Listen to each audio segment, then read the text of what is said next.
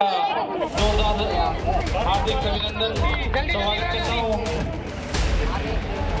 और करीबन 2 घंटे से करके दिखाया, आज वही लोग स्टेटस भी लगा रहे हैं। क्या बात है, वो लोग स्टेटस लगा रहे हैं जो ये कहते थे भाई तू ये कुछ नहीं कर सकता। ये बताए भी ऐसे लोगों को कि आपको क्या बोलते हैं, थोड़ा बताएं। ऐसे तो जैसे मेरी कंडीशन देख के ऐसे बोलते थे भाई इतने बड़े बड़े सपने तो हमने नहीं देखे, हाँ, तू कैसे देख लेगा, मतलब ऐसे बोल देते थे। अच्छा, लेकिन वैसे ये लोग जरूरी होते हैं क्योंकि इन लोगों को देख के थोड़ा अंदर से होता है भैया इनको करके दिखाना है। हाँ,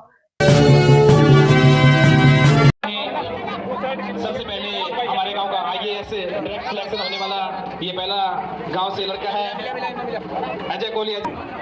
इस पद का जो मान सम्मान है उसको बढ़ाएंगे। आईएएस अग्नि नहीं चाहिए, कम से कम 3 किलोमीटर 4 किलोमीटर की कमनी से सुनाई देनी चाहिए। तो एक ही, हाँ, ग्रुप एक ही IPS पोस्ट है। हाँ, जैसे IRS IPS सभी ग्रुप एक ही पोस्ट, मतलब जो भी पोस्ट मिलेगी पोस्ट बहुत बड़ी ही मिलेगी।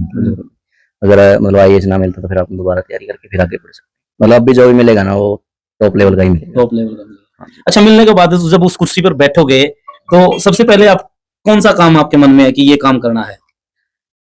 काम तो यही है, जैसे अभी मैंने पंचायत सेक्रेटरी में भी ज्वाइन करा तो क्या कि लोगों की समस्या देखने को मिली। गांव में गए भी लोगों को इतना पता नहीं होता, उनको जैसे ऑफिस में आते कोई ज्यादा, दफ्तर में बैठे लोग ज्यादा उनको पूछते भी नहीं, कुछ बताते भी नहीं। तो ये कुछ समस्या है गाँव की, क्योंकि लोगों को पता नहीं और लोग मतलब दफ्तर में बैठे उनकी मजबूरी का फायदा भी उठाते हैं। बिल्कुल, उनको ऐसे कहते हैं भाई कल आना परसों कल आना। आना, बिल्कुल, ये सही बात है। ये मतलब बहुत बड़ी समस्या है और ये समस्या इसीलिए भाई लोगों को पता नहीं है। अगर लोगों को ये पता नहीं भाई ऑफिस में बैठे लोग तुम्हारे नौकर हैं, हाँ, तो मतलब लोग अपने आप मतलब वो करेंगे, इतनी जागरूकता नहीं। तो मेरा तो मुख्य उद्देश्य ये रहेगा कि लोगों में इतनी जागरूकता है कि वो अपने काम निकलवा सके। अभी बाहर किसी काम के लिए जाते हैं तो कई चक्कर काटने पड़ते हैं आपके पिताजी को और को लोग बरगला देते हैं। तो ऐसे में आपकी क्या थ्योरी रहेगी उन ऐसे से जो आपके पिताजी जी के समान है जो चक्कर ना काटने पड़े? थोड़ी तो यही रहेगी कि अगर कोई काम अगर जेन्युइन काम है, अगर उसको फालतू में ऐसे परेशान किया जाएगा तो उसको परेशान नहीं करना चाहिए। क्योंकि अगर कोई भी सरकारी नौकर है तो उसकी ड्यूटी है भी लोगों की सेवा करना, नौकर का काम ही है सेवा करना। तो अगर लोग ऐसे समझ लेते हैं ये तो सरकारी नौकर है, बड़ा आदमी है, ऐसे नहीं समझना चाहिए। ये समझना चाहिए ये हमारा काम करने के लिए यहाँ बैठा है, तो एक अधिकार के रूप में उनको एक आदेश भी दे सकते हैं। तो ये लोगों में धीरे धीरे अगर पढ़े लिखे होंगे तो चेतना आएगी। तो आपके मोटिवेटर कौन बने, किससे आप इंस्पायर हुए? मोटिवेटर तो जैसे मेरे स्कूल में थे, वहाँ टीचर बड़े अच्छे थे, वो मेरे को कहते रहते थे भाई अजय तू तैयारी करता है इसमें हो जाएगा। उसके बाद जैसे यूट्यूब पे भी देखते थे आसपास का कोई बच्चा अगर सिलेक्ट होता था, जैसे अभी गांव में मेरे को देख रहे थे तो मेरे को देख के भी कई बच्चों का ऐसे होगा भाई हाँ हम भी ऐसा कुछ करेंगे। बिल्कुल। तो ऐसे ही मैं भी देख के ऐसे मोटिवेट हुआ। अच्छा, तो सबसे ज्यादा आप ये जो श्रेय है किसको देना चाहेंगे इस उपलब्धि का? सबसे ज्यादा श्रेय तो देखो जी मेरे नाना नानी का है, जहाँ मैं शुरू से रहा हूँ। अहमदपुर गाँव का है, उन्होंने भी बड़ा प्यार दिया मेरे को। स्कूल में गया मैं हिसार गवर्नमेंट कॉलेज में, पढ़ा स्टडी मैंने सारी वहाँ की, तो श्रेय तो देखो मिला और का भी श्रेय देखने को मिलता। अच्छा, तो लास्ट में उन लोगों के लिए क्या आपका एक संदेश है जो आपसे मोटिवेट होंगे और आप जैसे पद चिन्हों पर चिनकर बड़ी नौकरी पाना चाहते हैं लेकिन कुछ ना कुछ कमियां उनके सामने आ जाती है, जैसे कुछ भी दिक्कत, जैसे आपके सामने भी कोई दिक्कत आई, कोई बताएं भी कोई दिक्कत तो आती है, जैसे अगर खुद तैयारी करते तो दिक्कत तो बहुत आएंगी, क्योंकि बहुत सारी किताबें आपको पढ़नी भी है, उनको याद भी रखना है, बहुत कुछ करना है। तो दिक्कत तो आती है, लेकिन ये है कि जैसे अभी मोबाइल फोन है, लेकिन अगर मोबाइल फोन का हम ढंग से यूज कर रहे हैं, अगर हम उसको अच्छे से प्रयोग करें, फालतू चीजों के लिए प्रयोग नहीं कर रहे हैं, तो अब धीरे धीरे ये दिक्कतें दूर भी होने लगी। तो जो जिनको मोटिवेट करना तो उनको मैं यही संदेश देना चाहूंगा भी जो भी हमारे पास रिसोर्सेज है, तो ये नहीं सोचना तो बहाने नहीं बनाने हैं ज्यादा। बहाने अगर मैं एक बार भी बहाना बना लूं तो बहाने का कोई सोल्यूशन नहीं है। पहले तो ये भी किसी भी काम हो, कोई भी काम हो, उसमें बहाना नहीं बनाना चाहिए, क्योंकि काम हो कोई भी हो बन सकता है। दूसरा ये सोचना भी हाँ हम कर सकते हैं, खुद को कमजोर नहीं समझना और अपने अच्छे से तैयारी करना है। कभी एक क्वेश्चन मेरे मन में है भाई, आप जब इतने बड़े लेवल की परीक्षा के लिए तैयारी कर रहे थे, कभी किसी व्यक्ति ने कहा भाई रहने देना, क्यों इतने चक्कर में पड़ रहे थे, क्या मतलब? बहुत ऐसे तो बहुत बोलते कहते थे, बिल्कुल बोलते। अरे कोई क्या फायदा, इतनी बड़ी परीक्षा पास करेगा क्या, मतलब ऐसा कहा? हाँ, क्या बोलते थे एक बार शब्दों में उन लोगों के लिए जरूर बताएं, ये बताएं भी ऐसे लोगों को कि आपको क्या बोलते हैं, थोड़ा बताएं। ऐसे तो जैसे मेरी कंडीशन देख के ऐसे बोलते थे भाई इतने बड़े बड़े सपने तो हमने नहीं देखे, तू कैसे देख लेगा, मतलब ऐसे बोल देते थे। अच्छा, लेकिन वैसे ये लोग जरूरी होते हैं क्योंकि इन लोगों को देख के थोड़ा अंदर से होता है भैया इनको करके दिखाना है।